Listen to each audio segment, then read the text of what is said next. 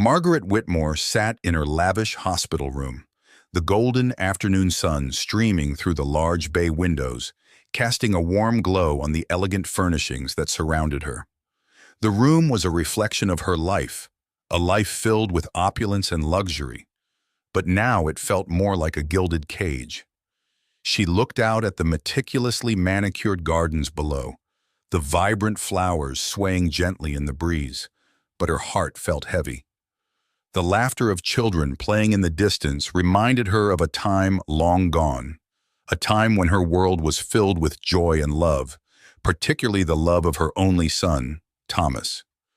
As she gazed at the flowers, memories flooded back, bittersweet and tainted with regret. She remembered the last time she had spoken to Thomas. The argument echoed in her mind like a haunting melody. "You don't understand me, Mom," he had yelled, his voice filled with frustration. "You never have."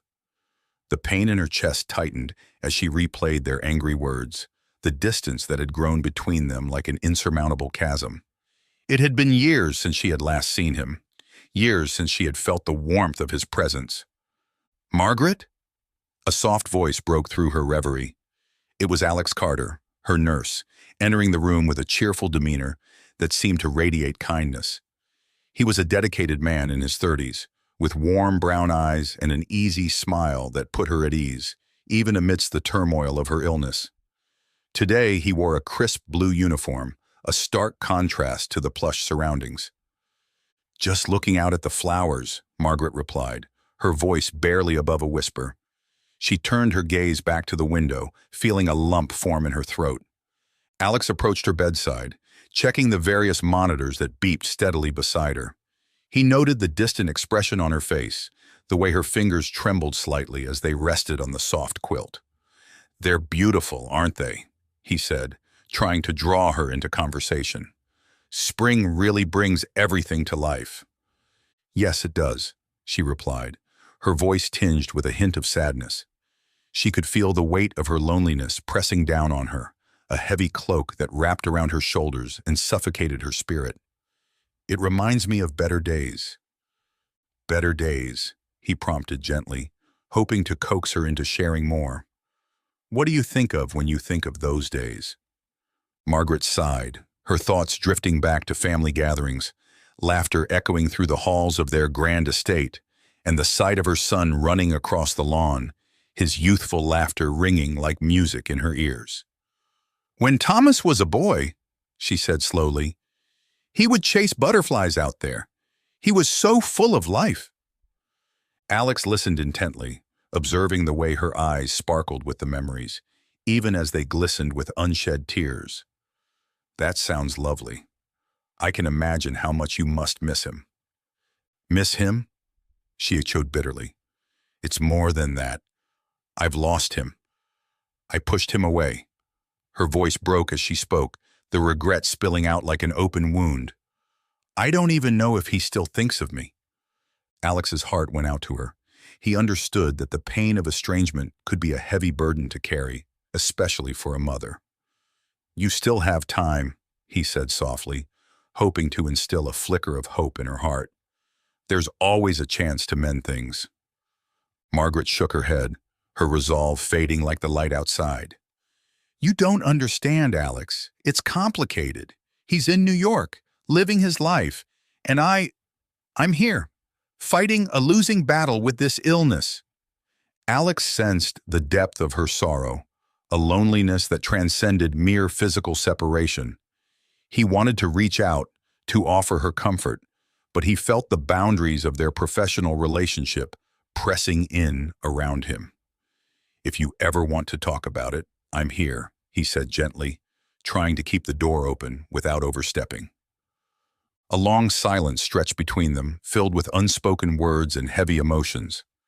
Margaret looked down at her frail hands, the delicate veins mapping out the story of her life, a life that had once been vibrant and full. "You're kind, Alex," she finally said, her voice softening, "but I don't want to burden you with my past." "Everyone has a past, Margaret," he replied, his tone earnest. "And sometimes sharing it can help lighten the load." She looked up at him, her gaze piercing and contemplative, In that moment, a flicker of vulnerability crossed her features, and she felt an overwhelming urge to connect, to bridge the chasm that loneliness had carved into her heart. What if, she hesitated, her voice trembling slightly, what if you pretended to be my son, just for one day? Alex blinked, taken aback by the request. Pretend to be your son? He repeated, trying to wrap his mind around the idea. You mean, to act as if I'm Thomas? Yes, she said, her eyes pleading. Just for a day. I want to feel what it's like to have him here with me, to share memories and laughter. I know it sounds strange, but I need this. Please. He hesitated, the implications of her request weighing heavily on him. It was a peculiar situation, one that blurred the lines of professionalism, yet he could see the desperation in her eyes. Are you sure, Margaret? I mean, it's a big ask. I am sure, she insisted, her voice firm despite the tremor that accompanied it. I don't have much time left, and I want to feel connected again, even if it's just a fleeting moment. I want to relive the love I once felt for my son. After a moment of consideration, Alex found himself nodding slowly. Okay, he said, his voice steady. I'll do it, just for one day. A small, grateful smile broke across Margaret's face, lighting up her features in a way that made her look years younger. Thank you, Alex. You have no idea how much this means to me. He returned her smile, though he felt a strange mix of apprehension and curiosity about what the day ahead would hold. What do you want to do first? He asked, trying to keep the mood light. Let's have breakfast together, she suggested, her eyes twinkling with excitement. I'll share some stories about Thomas, and we can laugh, just like we used to. As Alex began to prepare for the peculiar role he was about to undertake, he couldn't shake the feeling that this one day would lead them both down an unexpected path, one that could change everything. The air was thick with anticipation, mingling with the bittersweet scent of memories that lingered in the room, and he knew that their journey was just beginning. As the soft morning light filtered into the lavish hospital room, Alex Carter stood in front of the mirror, adjusting the collar of a thick cashmere sweater. Margaret had insisted it belonged to her son Thomas, and despite its oversized fit, he felt a strange sense of warmth enveloping him as he pulled it over his head. The fabric was soft against his skin, but it carried an unexpected weight, the weight of Margaret's wish and the burden of the role he was about to play. Are you ready? He called out to Margaret, who was resting in her plush bed, surrounded by an array of pillows that held her frail frame upright. Yes, dear. I've been waiting, she replied, a hint of excitement fluttering in her voice. As he entered the room, he was greeted by her smile, which lit up her otherwise somber expression. The sight of her in the pale morning light made him momentarily forget the gravity of her condition. You look just like him, she remarked, her eyes sparkling with a mixture of nostalgia and joy. Now come here and sit with me. Alex settled into the chair beside her bed, feeling the fabric of the sweater scratch against the edges of the seat. I hope I can live up to the expectations, he said with a smile, trying to lighten the mood. Margaret chuckled softly, her laughter tinged with an underlying sadness. It's not about living up to expectations, Alex. It's about being here with me. Just for today, be my Thomas. They shared breakfast, a tray laden with fresh fruit, buttery croissants, and steaming coffee. As they ate, Margaret's stories began to flow, each recollection a thread weaving a tapestry of their family history. Do you know how Thomas used to love pancakes? She asked, her eyes drifting into the distance as she relived the memory. We would have pancake sundaes. I'd make a stack so tall it would wobble, and he'd sit there giggling at the sight. Alex leaned in, genuinely intrigued. What did you put on them? Maple syrup? Chocolate chips? Both. He was a clever boy, always mixing things up, she replied, her voice thick with nostalgia. But it was the laughter that filled our kitchen that I remember most. It was like a symphony, a perfect melody. For a moment, the room filled with silence, the kind that held both comfort and aching sorrow. Alex watched as a single tear traced its way down Margaret's cheek. "I miss those days," she whispered, her voice trembling. "I miss my son." "Maybe you can reach out to him," Alex suggested gently, hoping to ignite a spark of courage within her. "Oh, it's too late for that," she sighed, shaking her head. "Too much time has passed. We've become strangers." "No one is truly a stranger, Margaret. It just takes a willingness to reconnect," he replied, his heart aching for her loneliness. She looked at him, her expression softening. "You're a good man, Alex. You remind me of him, kind and gentle. Thank you for being here today." After breakfast, Margaret insisted on giving Alex a tour of her sprawling estate. As they moved from room to room, she pointed out the elaborate decor, each piece a testament to her wealth and taste. "This house has seen more joy than sorrow," she said, her voice echoing slightly in the grand foyer. They paused in front of a large family portrait that hung above the fireplace. Margaret's fingers traced the frame as if caressing the faces within it. "This was taken during one of our summer vacations in Lake Tahoe. We spent every moment together." "What a beautiful family," Alex remarked, trying to gauge her emotions. "Yes, it was," she replied quietly, a shadow passing over her features. "But it feels like a lifetime ago." As they moved deeper into the house, Margaret led Alex to a small gallery filled with photographs. They were snapshots of Thomas growing up, his first day of school, his graduation, moments frozen in time. Each picture held a story, and Margaret took the time to recount them, her voice a mixture of pride and regret.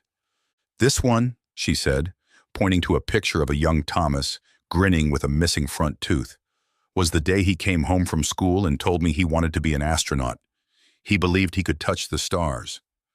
Alex smiled at the innocence captured in the photograph. "He sounds like a dreamer." "Oh, he was," she said, her eyes glistening. "He had such ambition. But somewhere along the way, I lost him. I focused so much on my career and my life that I didn't see how my choices affected him." Alex felt a pang of empathy for her. "It's not too late, Margaret. You can still reach out to him." "I wish it were that easy," she murmured, her gaze falling to the floor. "There's so much I need to say, but I don't know if he'd even want to hear it."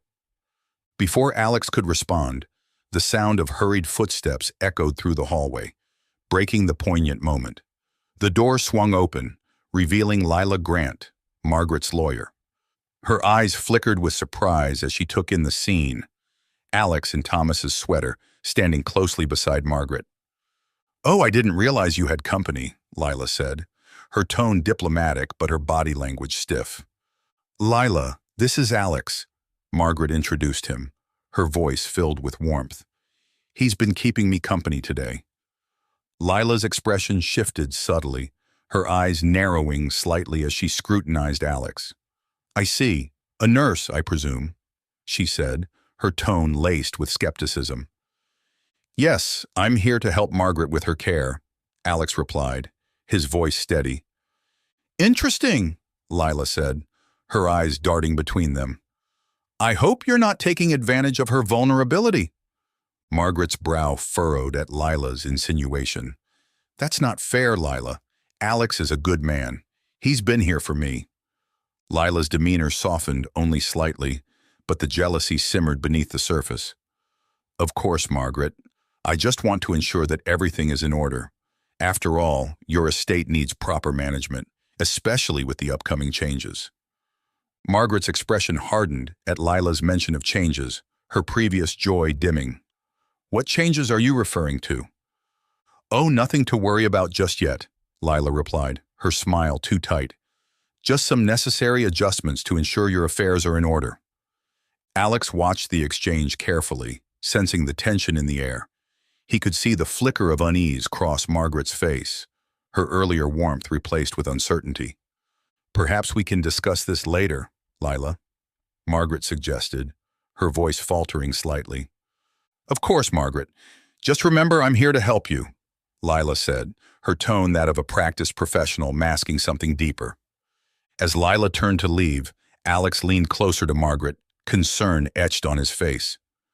"Are you okay?" "I'm fine," she replied, though her voice betrayed her unease. I just, I don't trust her sometimes. She's always looking out for her own interests." "Then you deserve to have someone who truly cares about you," he said gently, his heart aching for the woman who had once been so vibrant. Margaret gave a small nod, her eyes clouded with uncertainty. "I know. I just wish I could turn back time and fix everything." In that moment, Alex realized how deeply connected they had become in such a short time. The role of a son had become more than just a title. It was a promise of understanding, compassion, and perhaps a path to healing, even amidst the looming shadows of regret. As the late afternoon sun cast a warm glow through the tall windows of Margaret Whitmore's lavish estate, the atmosphere shifted with the arrival of Lila Grant, her sharp-suited lawyer. Alex Carter, still adjusting to his role as Margaret's son for the day, felt a wave of tension wash over the room. Lila's presence brought with it an air of business that contrasted sharply with the intimate connection he had just begun to foster with Margaret. "Margaret," Lila began, her voice smooth yet authoritative, "we need to discuss the will and the impending sale of the estate. It's crucial we handle this matter delicately." She glanced at Alex, her eyes narrowing slightly, as if assessing whether he was truly worthy of the familial title he had just been given. Margaret shifted in her bed, her expression morphing from one of warmth to unease. "Must we talk about that now, Lila? I thought we could take a moment to enjoy the day." Lila's lips pursed slightly, but she maintained her professional demeanor. "I understand, but the longer we delay, the more complications there could be.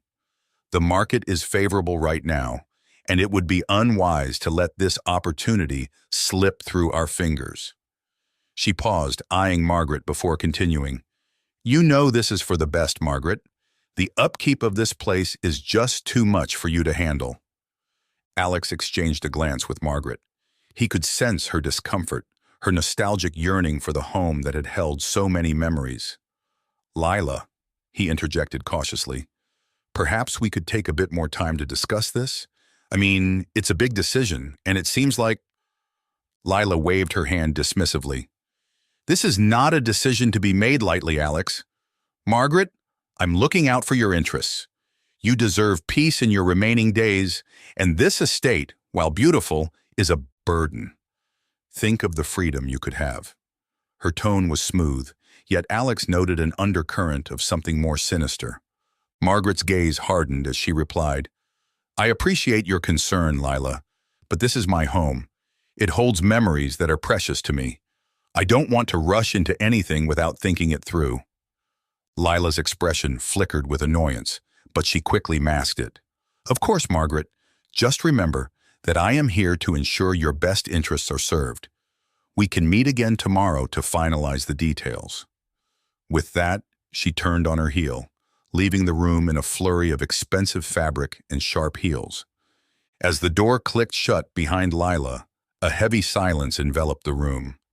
Margaret's shoulders slumped, and Alex instinctively moved closer, taking a seat by her bedside. "Are you all right?" he asked gently. Margaret sighed, a deep, weary sound that reflected years of pent-up emotions. "Lila means well, I suppose, but I can't help feeling like she has her own agenda. This house, it's all I have left of Thomas and the life we once had." Alex nodded, understanding the weight of her words. "It's understandable to feel that way, but you deserve to feel at home, to be surrounded by what matters to you." Margaret looked at him, her eyes glistening with unshed tears. "You know, Alex, I never wanted to let my son go, but life has a way of pushing us apart. I was too proud, too stubborn. I thought I could control everything, but look where that got me." "Maybe it's not too late," Alex offered cautiously.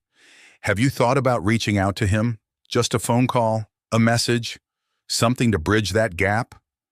Her gaze drifted to the window where the sun began to set, painting the sky in hues of orange and pink. "I fear it's too late for that. What would I even say?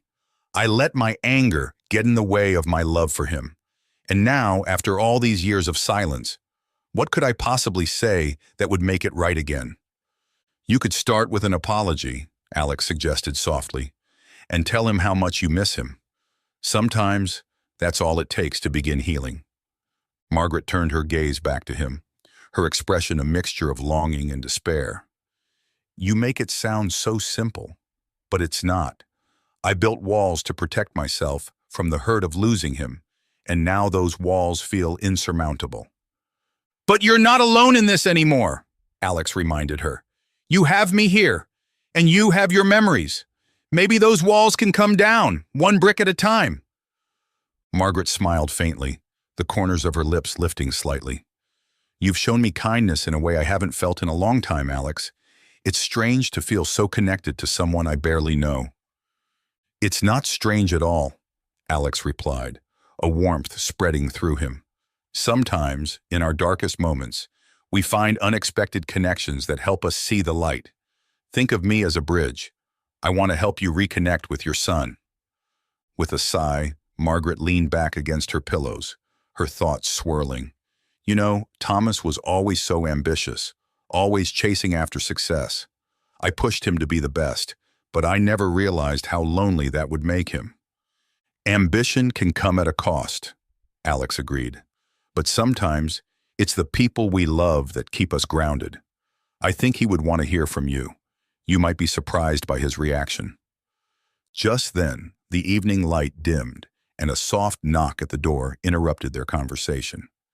Alex turned to see Lila's silhouette in the doorway. I just wanted to check in, she said, her voice smooth but with an edge of impatience. I hope I didn't interrupt anything important. Margaret straightened, a flicker of annoyance crossing her face. Not at all, Lila. We were just talking about family. Lila's eyes narrowed slightly, and Alex felt an instinctive urge to protect Margaret from whatever machinations lay behind Lila's polished exterior. Family is important, Lila said, her smile tight. But remember, Margaret, you have to think about your legacy. The estate is a part of that. Yes, but so is my relationship with my son, Margaret replied, her tone firm, surprising even herself. Lila's expression shifted, and for a moment, Alex saw a glimpse of irritation. Of course, but we need to keep our priorities straight. I'll be in touch tomorrow. She turned to leave, but paused at the door. Take care, Margaret, she said, her voice lacking any real warmth. As the door closed behind Lila, Margaret exhaled slowly, her tension easing. I sometimes wonder if she truly cares for me or just for what I can provide for her. You deserve people in your life who truly care about you, Alex said. People who want to see you happy, not just financially secure. Margaret chuckled softly, a hint of bitterness in her laughter. Perhaps that's why I have kept so many at arm's length. The fear of being taken advantage of has always been my shield. As night fell, Alex settled into a chair beside her bed, the room illuminated by the soft glow of a bedside lamp. You've been through so much, Margaret. It's okay to let your guard down, especially now. It's time to focus on what matters most, your happiness and your family. Margaret gazed out into the darkness, her heart heavy with unspoken words and unfulfilled dreams. Do you think he would still want me in his life? She asked quietly, her voice a whisper. I think he would give anything to hear from you, Alex replied earnestly. It's never too late to reach out. You have the power to change the narrative. Margaret closed her eyes, picturing her son as a child, full of laughter and dreams. I wish I could turn back time. I would do things differently. I would hold him closer and tell him how much I loved him.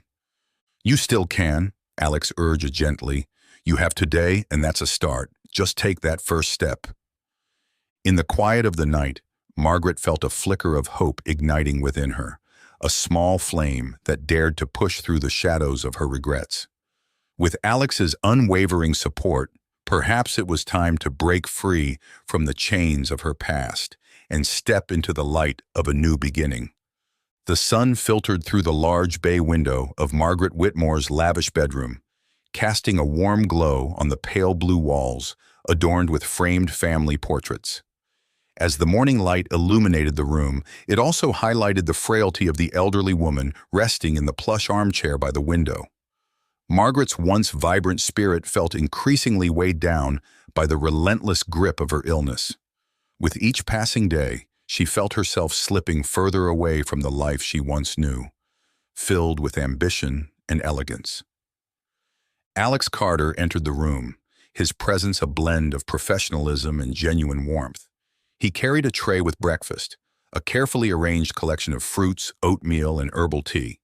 He approached Margaret with a soft smile, but his heart sank as he noticed the deep shadows under her eyes.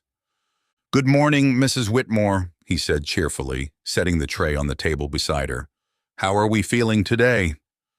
Margaret looked up, her expression a mixture of gratitude and melancholy.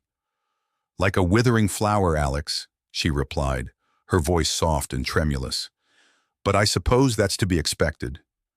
Alex sat down on the edge of her bed, taking a moment to gather his thoughts. "You're not withering, you're just transitioning," he said gently, trying to infuse some hope into the conversation. "You've had a remarkable life. We can't forget that." She chuckled softly, a bittersweet sound that echoed through the room.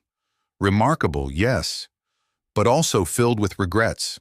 I can't help but feel like I've been abandoned by the one person I wanted to hold on to the most." "Thomas," Alex murmured, understanding the weight of her words. He had learned about her estrangement from her son, the successful businessman in New York. The wounds of their past were still fresh, and Margaret's yearning for reconciliation was palpable. Margaret sighed, her gaze drifting toward the window. "I wish I could turn back time, Alex. I wish I could fix everything," she whispered, her voice cracking. Alex hesitated, uncertain of how to comfort her, but he had made a promise to himself to be there for her, not just as a nurse, but as a friend. "What if you had the chance to make amends? Would you take it?" he asked, his tone tentative yet hopeful. Margaret turned her gaze back to him, her blue eyes sparkling with a flicker of determination. "If only it were that simple," she replied, her voice firmer. "But perhaps it can be. I've been thinking about our little role-playing adventure. Maybe we can take it a step further." "What do you mean?" Alex asked, intrigued. "I want to reach out to Thomas. I need him to know that I'm still here, that I still care," she said, her voice rising slightly with emotion. "But I can't do it alone. I need your help." Alex felt a wave of responsibility wash over him. "Of course, Mrs. Whitmore, but how can I help?" She leaned closer, her voice dropping to a whisper. "I want to write him a letter, but I'm too weak to do it myself. Would you help me? You can be the voice I've lost." "Absolutely," Alex replied, feeling a surge of purpose. "I'll help you write the letter. Let's make it as heartfelt as possible." As Margaret nodded, a faint smile broke through her sadness. "Thank you, Alex. It means more to me than you know."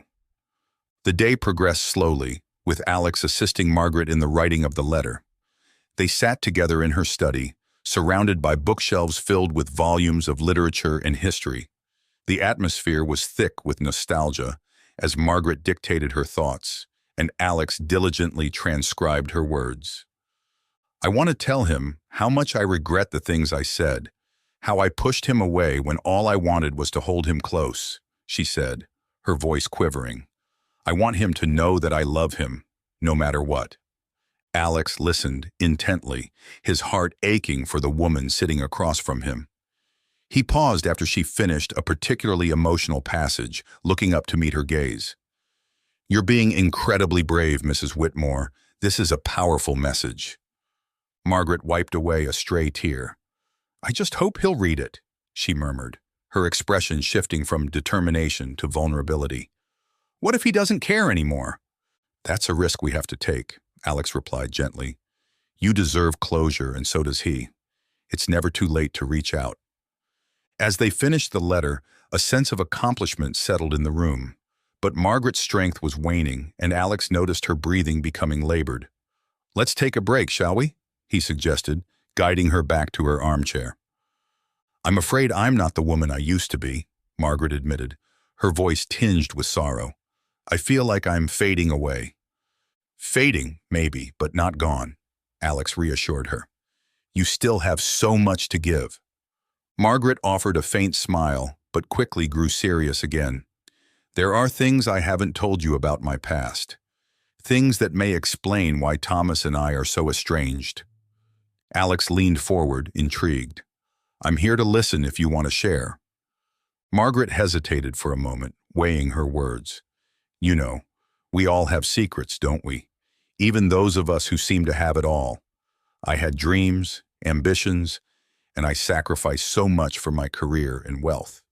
In the process, I lost sight of what truly mattered, my family. Her voice trembled, and Alex could see the pain etched on her face. I spent so much time striving for success that I neglected my role as a mother. I thought providing for Thomas was enough, but I failed to nurture our relationship.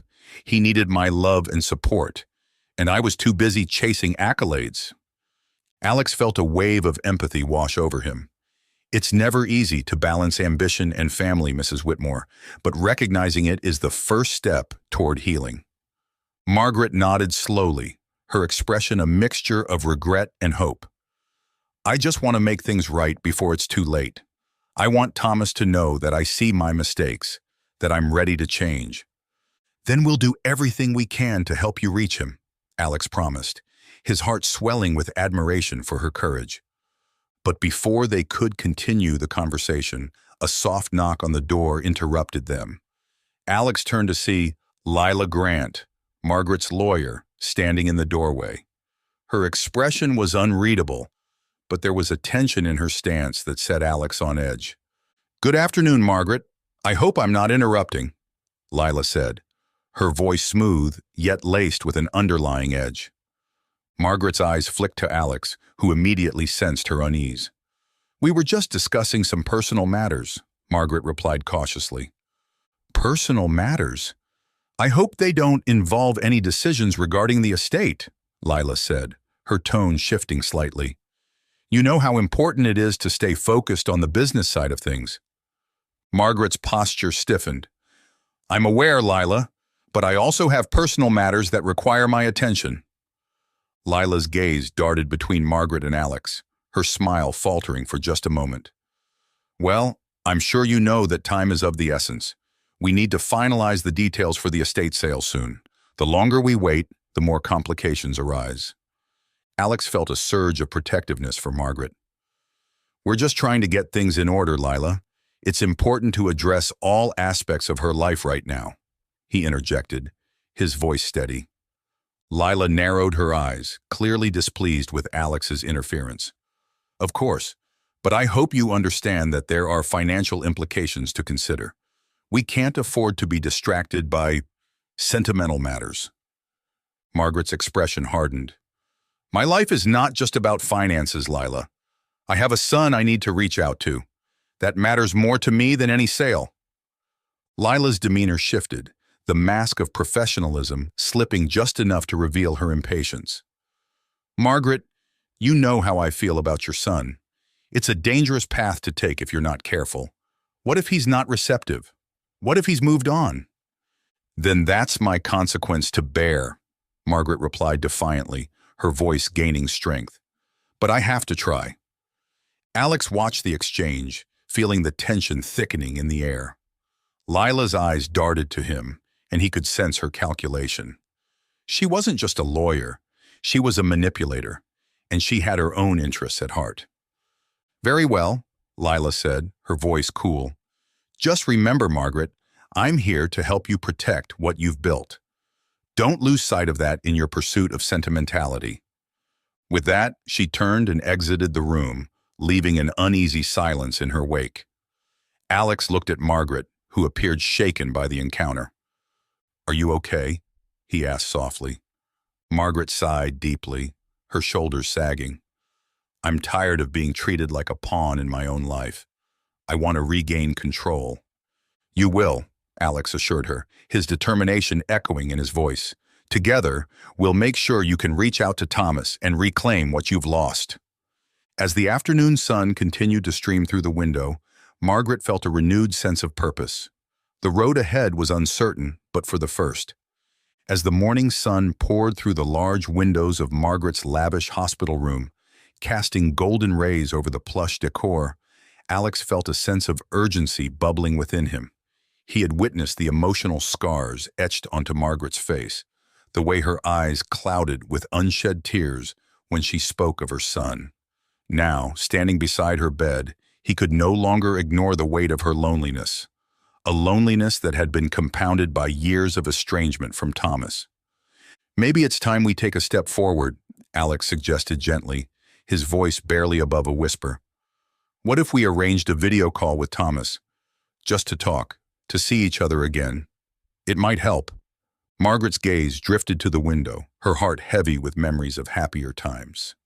She hesitated, her mind racing with a cocktail of fear and hope. "You really think he'd want to see me?" she asked, her voice tremulous. "Margaret, he's your son. Deep down, I believe he wants to hear from you," Alex replied, his tone encouraging. "You both deserve a chance to reconnect, to heal." Taking a deep breath, Margaret finally nodded. "All right, let's do it. Set it up." The resolution in her voice was tinged with vulnerability, but there was also a glimmer of hope that had been absent for far too long. Just as Alex began gathering the necessary equipment, the door swung open with a force that made both of them jump. Lila Grant, Margaret's lawyer, stormed into the room, her heels clicking sharply against the polished floor. The air immediately thickened with tension. "What is going on here?" Lila demanded, her eyes narrowing as she took in the scene. Her gaze flicked from Margaret to Alex, suspicion etched on her face. "I thought I made it clear that this is a private matter." Alex straightened, a protective instinct kicking in. "We were just about to set up a video call with Thomas," he stated firmly. Lila's expression shifted to one of outrage. "A video call? Are you serious? You think this is a good idea?" She crossed her arms, her body language radiating hostility. "Margaret, you need to think carefully about this. He's not the same little boy you remember. He's a businessman now, focused only on his own interests." "He's still my son, Lila," Margaret interjected, her voice rising with unexpected strength. "And I want to speak to him." Lila scoffed, dismissing Margaret's words with a wave of her hand. "You're vulnerable right now, Margaret. You don't understand the consequences of bringing him back into your life like this. This man has a reputation to uphold, and you're nothing but an old woman with a failing estate." "Enough!" Alex stepped forward, his heart racing. "You're not considering Margaret's feelings at all. She deserves the chance to reach out to her son, regardless of his reputation or your fears." Lila's eyes flashed with anger. "And what are your motives, Alex? You think you know what's best for her? You're just a nurse playing house. This is a serious matter that requires a level-headed approach, not what? Compassion? Understanding?" Alex shot back, his patience wearing thin. "Margaret is a person, not just a client. She's been isolated for too long. If you truly care about her, you would support this decision." Margaret watched the exchange, her heart pounding in her chest. For the first time in years, she felt a spark of empowerment igniting within her. "Lila," she said, her voice steady, "I appreciate your concern, but I'm tired of being treated like a child who needs protection. I want to talk to Thomas, and I will not allow you to dictate my choices anymore." The silence that followed was palpable. Lila's expression shifted from anger to disbelief, and for a moment, neither of them knew how to react. The air crackled with tension as Margaret asserted her independence, a fierce determination radiating from her frail form. "You can't be serious," Lila finally spat, her voice dripping with disdain. "This is reckless, Margaret. You're going to regret this decision." "I think I've regretted enough in my life, Lila," Margaret replied, her tone resolute. "This is my last chance to make things right with my son. I won't let you take that away from me." Alex felt a wave of respect wash over him. Margaret's strength was slowly breaking through the layers of fear and doubt that had held her captive for so long. "Let's set up the call," he said, his voice warm with encouragement. "I'll be right here with you." As he began to arrange the laptop, Lila's face twisted in frustration. "You're making a mistake, Margaret. I'll have to reconsider my role in this. I can't support this kind of recklessness." Margaret turned to her lawyer, her chin held high. "You've been more of a hindrance than a help, Lila. Maybe it's time for you to step back and let me make my own decisions." With that, the tension in the room shifted. Lila's eyes darkened, and she glared at Alex as if he were the source of all her frustrations. "You think you're doing her a favor, but you're just playing into her delusions." "I won't let this happen," she warned, her voice low and threatening. "Maybe it's time someone stood up for her," Alex replied, unfazed by her hostility. "Margaret deserves to be heard. She's not a child anymore. She can make her own choices." Margaret felt a rush of gratitude wash over her as she watched Alex stand his ground. It was a feeling she hadn't experienced in years, the feeling of being defended, of being valued. "Thank you, Alex," she whispered, her voice tinged with emotion. "Let's focus on what matters," he said, returning his attention to the laptop. "This is your moment, Margaret. Let's make it count." As they prepared for the call, Margaret felt a sense of liberation envelop her. The fear that had clung to her like a heavy shroud was beginning to lift, replaced with the warmth of hope and the promise of reconnection. With Alex by her side, she felt stronger, ready to face whatever came next. Yet, even as the call was set up, the shadow of Lila lingered in the room, a reminder that not everyone had her best interests at heart. But for Margaret, the moment was no longer about the past or the manipulation of others. It was about reclaiming her voice, her relationship with Thomas, and her autonomy as a mother. As the video call connected, Margaret's heart raced, a mixture of anxiety and excitement coursing through her frail body. The large screen flickered to life, and there was Thomas, his face framed by the soft glow of a New York evening. He looked older than she remembered, the lines around his eyes deepening with time. Margaret's breath caught in her throat at the sight of her son, a man she had loved fiercely, but had pushed away in anger and misunderstanding. "Mom?" Thomas's voice broke through the static of the connection, filled with concern. "What's going on? Why is Alex with you?"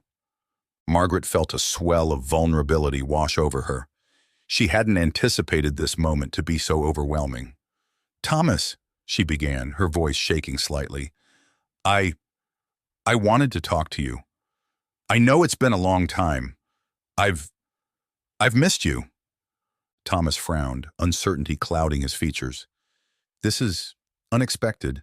I thought you didn't want to see me again." "No, it's not that. I've just been so lost, and I know I made mistakes. I'm sorry for everything," she said, her voice trembling but resolute. "I'm sorry for how I treated you, for pushing you away. I was scared and angry, and I didn't know how to reach out."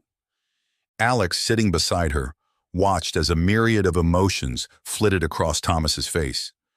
The initial shock began to melt away, replaced by something softer, curiosity, perhaps a hint of longing. "Mom, I don't know what to say. I wasn't sure I'd ever hear from you again." "It's taken me a long time to understand my own shortcomings," Margaret continued, the words flowing more easily now. "I let my pride and my fears dictate my actions. I should have been there for you, and I regret every moment we've lost."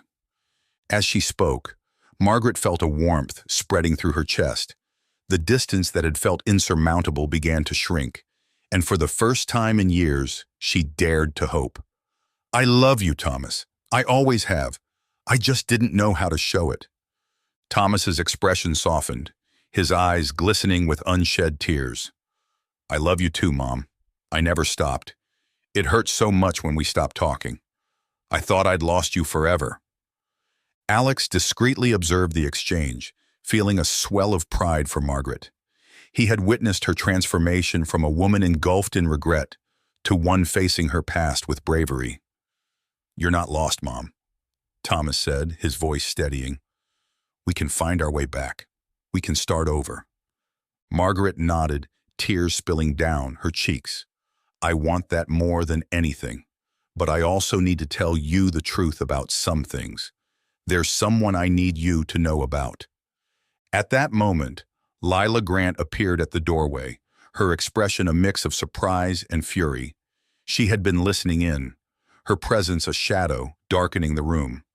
"Margaret, what are you doing?" she demanded, her voice sharp. "You can't just involve him like this. It's inappropriate." "Lila, please," Margaret said, her voice gaining strength. "This is my son. I have every right to speak to him." Lila's eyes narrowed, her facade of professionalism slipping. "You don't know what you're doing. This is a mistake. You don't want him to find out everything." "Everything?" Thomas echoed, confusion etched on his face. "What do you mean?"